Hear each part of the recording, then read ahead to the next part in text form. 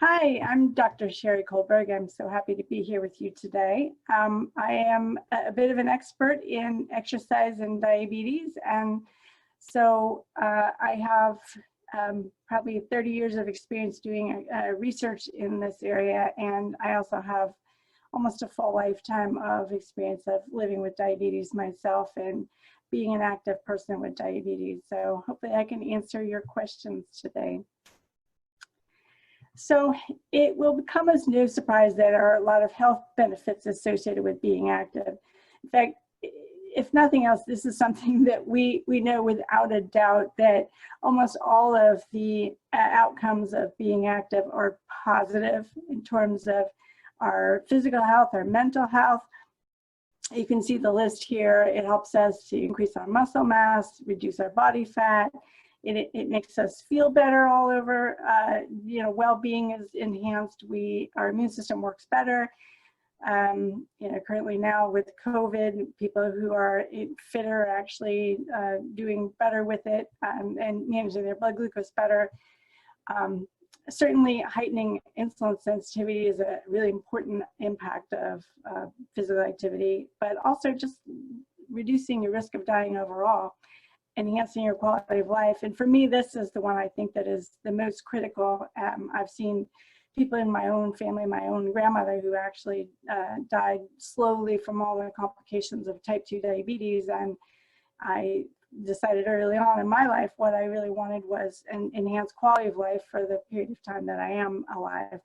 And then it can help prevent some other chronic health problems. So what I'm going to focus on today is a little bit more just the diabetes related part of it, the insulin action. Insulin, as you know, is the primary hormone that allows the body to take up blood glucose and store it places or convert it into body fat or do something with it so it's not in the bloodstream. Because we have a certain amount that's in the bloodstream at all times, but having too much is a problem and having too little is a problem. The body is usually pretty good at maintaining that. It has sort of redundant mechanisms to do that.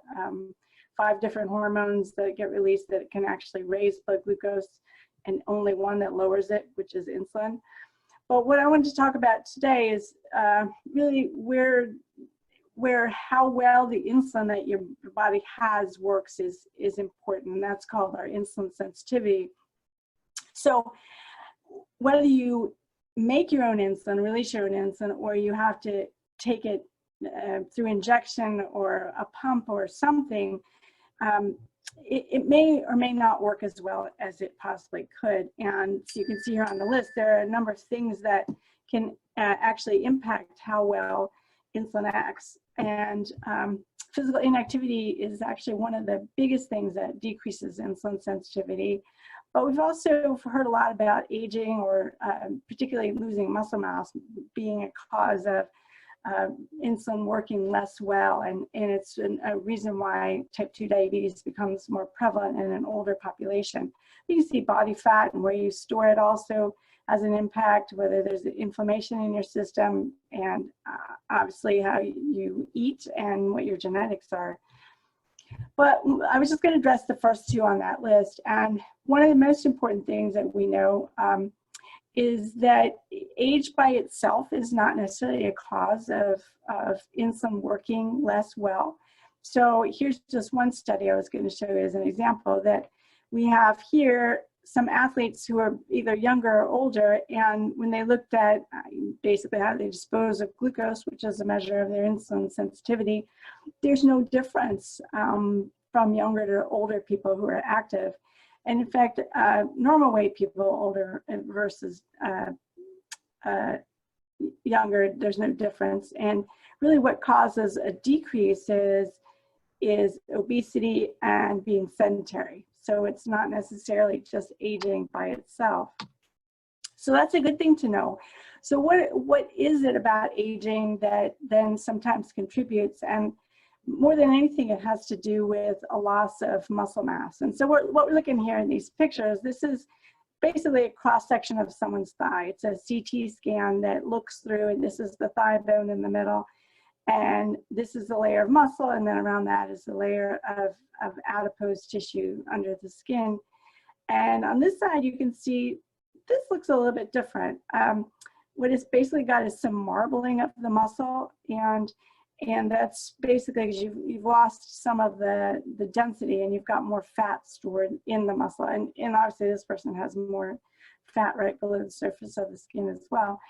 And that's not as bad for you as getting the fat stored in the muscle, and then fat stored in various other places around the body, including in the liver and the pancreas.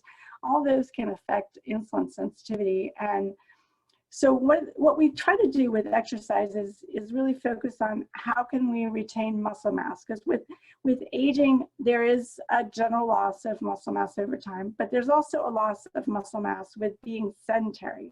So it's more important, I think, to do what you can in terms of fighting the being sedentary part, because you can't do much about the aging.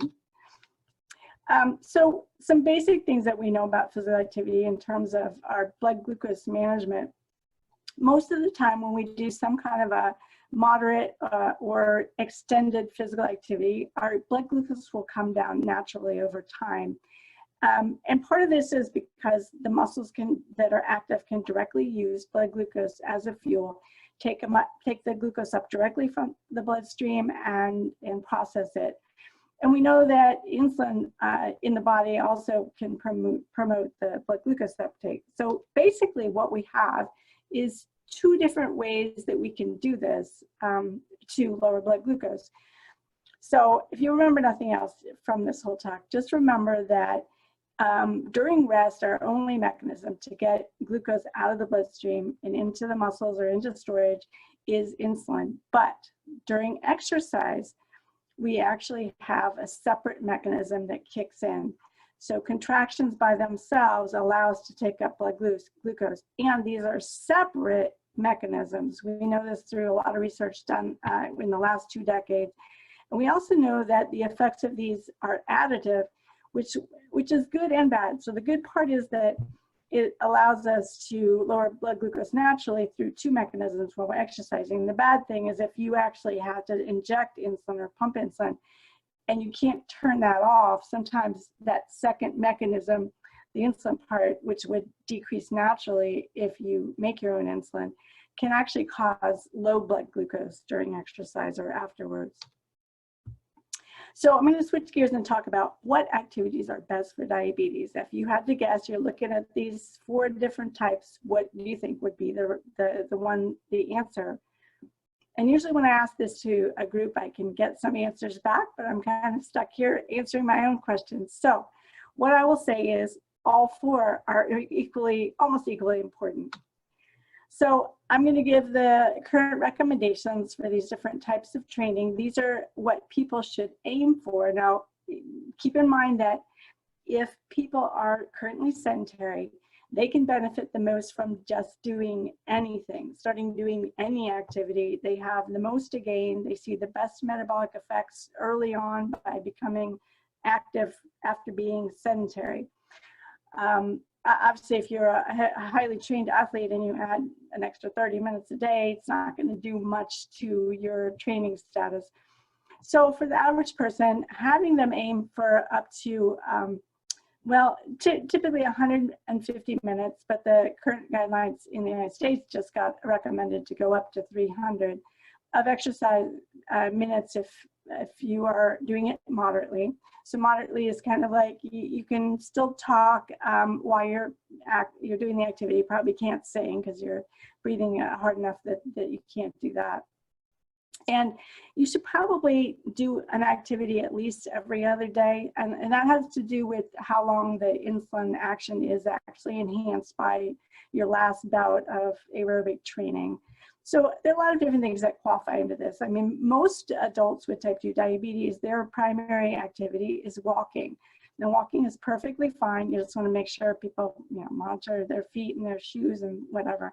But you can also use a variety of machines, and you can do other things. Dancing and other fun activities also qualify and can be considered. As far as the second type, resistance training, this can be done in a number of different ways. You can see in the pictures here, there are a couple of examples. But it is recommended for all adults to do at least 2 days per week, preferably up to 3. Non-consecutive would be meaning like doing a Tuesday, Saturday, or Monday, Wednesday, Friday, and start out doing, moderate repetitions, as many sets as you can get in there. Sometimes even just one will do the trick. Kind of accentuate the large muscle groups throughout the body. As you can see, there are a variety of ways to do this. The United States, currently a really popular way of doing resistance training is using your own body weight as resistance. And as people have had to kind of shelter in, this is also an important way to do it. If you don't have the equipment, you can do plenty of exercises that use your own body weight. Flexibility training, this can be kind of done in concert with doing other types of training. Again, you kind of stretch either dynamically, like with movement, or here would be a static stretch where you're just holding it for a certain amount of time. And we know that stretching is really important. It's really critical for people with diabetes in particular, because with the extra blood glucose, when it gets elevated, the glucose can get stuck to the various structures around the body, and particularly the joint surfaces that make it a little bit less flexible over time. And so you lose some flexibility with aging, but you lose it faster when you're not physically active and you have diabetes. And this is just one study that shows an example of flexibility training in people with diabetes. Here in the lower body, we're able to see a pretty large impact in doing that in terms of joint movement. And then the last category is for anybody, especially over the age of 40, you start losing some of your natural ability to balance.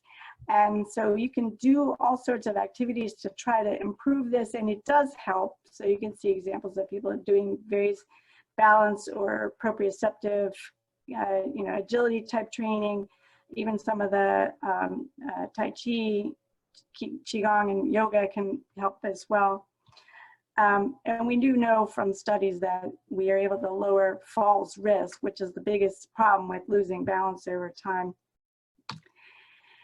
And you see here a number of simple balance exercises that people can choose to do, just as easy as practicing standing on one leg like this, one at a time. And then there are all sorts of, even just walking on uneven surfaces, making your muscles in your feet stronger, and practicing getting up off a chair without using your hands to push you up. But you see there are many different things that people can do on a daily basis. We also really need to talk about being more spontaneously active in the United States, because we can use that as an acronym, more spa time. It sounds like you're going to a day spa and having a manicure or something. But really what we mean by spa time in this case is doing spontaneous activity during the whole day. So maybe just taking more steps or standing up more. And although you may not get the same fitness, it does bestow a certain foundational fitness to everyone that makes it easier to get involved in doing more activities. And on this last point in here, metabolic benefits from breaking up sedentary time, we actually have a number of studies now that show that we can change how the metabolism is working for the better. We can lower blood glucose just by simply breaking up our sedentary time. So whether you're having to commute to work or working from home, or whatever you're doing, you can get up and every 20 to 30 minutes do an activity break, even at your desk, for 2 to 3 minutes, and that will have a very big impact on your metabolism and how well things are working in your body. This is just one example. This was a light activity done for 3 minutes every 30 minutes, either walking or some light calisthenics, like heel raises, standing next to a desk. And in both cases, these are the examples of the people who are doing the activity, and their glucose was lower than those who did not do anything to break up their sedentary time. Just a quick minute to talk about complications, health complications associated with diabetes. It's still possible to be active with those, certainly. The most common ones are kind of listed here. A lot of times there can be cardiovascular disease that may limit some of the activities that someone can do, but certainly we know now that most people can even do resistance training if they have cardiovascular problems. Hypertension, you just may want to avoid some of the things where you raise your blood glucose, your blood pressure, elevated too high during exercise, so no breath holding types of activities. A lot of people who are older start to develop some arthritis or some limitations with their joints, so you just picked up activities that are enjoyable that they can do that don't aggravate those existing problems. And really the most common complication is just loss of sensation in the feet, which makes it even more important to do things like balance activities, because peripheral neuropathy does lead to people falling and having injuries. So it's important just to monitor the feet and to make sure that you don't have damage that is occurring that isn't caught early. We also need to talk about why people aren't being active. And you can see it's a kind of a long list here of possible things that are affecting it. Particularly in insulin users, people may be afraid of developing low blood glucose or hypoglycemia. In older individuals, they may not be afraid of falling while they're doing an activity, but again, that's even more reason to practice balance and other types of activities. And a lot of the resistance training activities also double as balance training. Some people just may be inactive and it's just so hard to get started. We already talked about the health complications. Environmental barriers may be that they just don't feel like they have a safe or effective place to be active. Again, people need to sit down and figure out what can I do within the limitations that I have. For reasons why people may start and drop out, perceived lack of time is a big one. They may start out exercising too intensely and get injured, and they may just be generally demotivated by it not being fun. And so those are things that you can address with goals and picking certain activities. And again, it may just be that maybe not culturally appropriate, and you need to, again, find what works within each context. And one of the things we always talk about in terms of helping people change those behaviors so they can get more active and remain more active are SMART goals. So S stands for specific. You can read through the rest. So what we mean by this is, for example, let's say you help someone set a goal that I'm going to be active 30 minutes a day. I'm going to be more active, you know, and it's just sort of not defined well. So what you want to do is say, I'm going to walk for 15 minutes at lunchtime on Monday, Wednesday, Friday this week. And you kind of make them very specific, they're measurable, they're realistic and attainable, and then they're time bound, like they're only for a week or 2 weeks, and you kind of do short-term goals and long-term goals. And they found that that actually works a lot better than just saying, I'm going to be more active or I'm going to eat better. You need to have something definitive that you're going to follow. And again, when talking to people about exercise, really have them think of exercise as being medicine. So if they don't want to take as many types of medications, or they want to be healthy on their own, we do have evidence that pre-diabetes or early stages of type 2 diabetes may be reversible with regular physical activity and other lifestyle changes. We do know through research that complications may be avoided or delayed. We know that doing it as a daily dose by adopting a healthful lifestyle overall, both of these are going to really work as well as most medications that we can prescribe to manage diabetes. So kind of summarizing this in the short amount of time that I have, what we're recommending for everyone, not just people with diabetes or pre-diabetes, is to involve themselves in some kind of aerobic activities on a daily basis, even if that's just walking around, taking more daily steps. Work on getting stronger by doing some type of resistance training, at least 2, maybe 3 days per week. Working on flexibility, which you can do many times during the day. That can actually be some of your activity breaks, just to do a little bit of stretching or dynamic movement. Doing some kind of balance training, particularly if you're over the age of 40.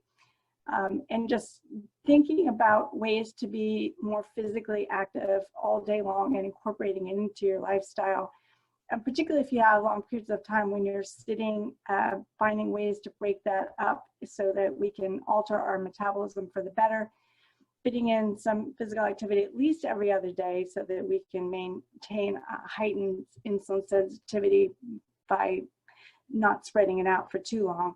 And then just stay active overall to live long and be well. And we know that this works. I'm going to point out some resources for people. I do have a website I set up where I give out a lot of free information called diabetesmotion.com. And again, it goes through all of these different categories of exercise and what the recommendations are.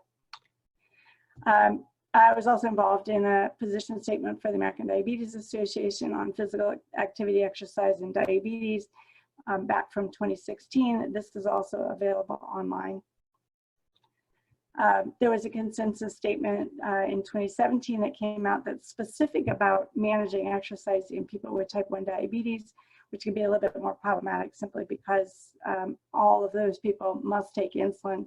And because of that double effect of both exercise and insulin affecting blood glucose during exercise, it just takes a little bit more management and better skills to be able to effectively do it. And I want to thank you all for your time.